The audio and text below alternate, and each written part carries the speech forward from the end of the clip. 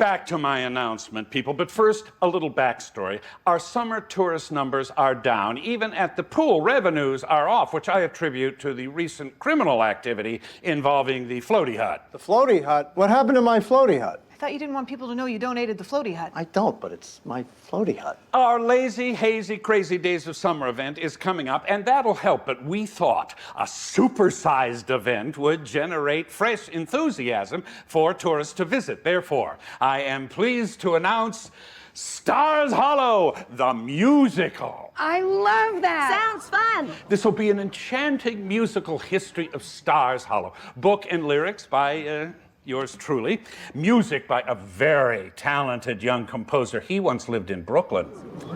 Nat Compton. That's Nat sitting at the end of the first row there. He'll be directing as well. Let's give him a nice hand.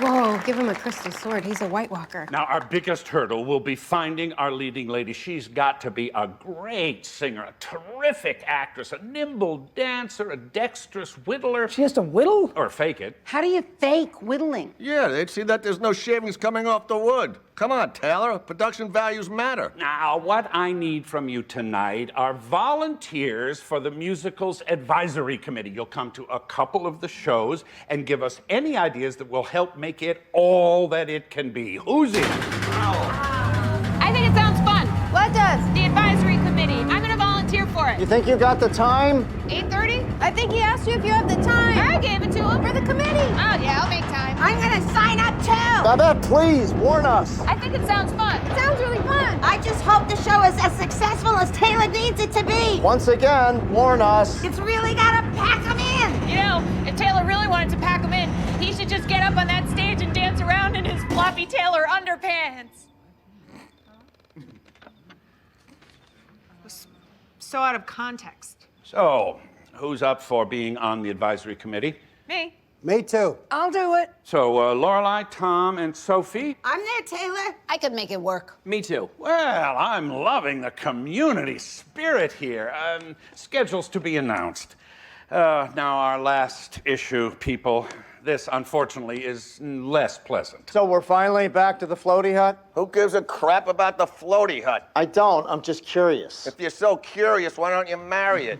After 89 years of continual operation, the Stars Hollow Gazette is shutting down. Are you kidding? I'm gonna miss the coupons. I'm gonna miss the poem on the front. Yeah, the seasonal poem. Why is it shutting down, Taylor? Money? No, it was still operating in the black, but the paper's editor, Bernie Roundbottom, Come on.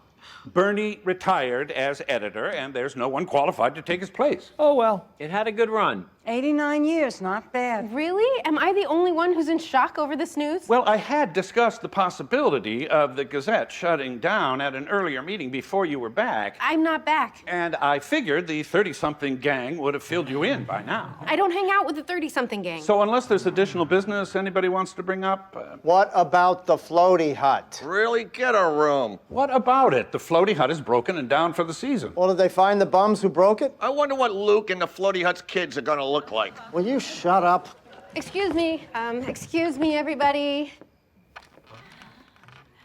Most everybody. I gotta say, just shutting down the Stars Hollow Gazette like this, with all its tradition and all its history, without even putting up the tiniest fight, it just seems...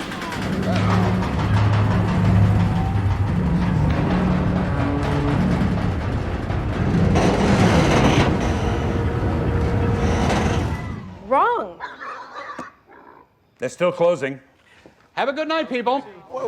What about my floaty hut? I think it's waiting in bed for you, buddy. Shut up, Bootsy. I think your anonymous cover's blown. Well, then screw it. If no one else gives a damn about my floaty hut, then I don't either.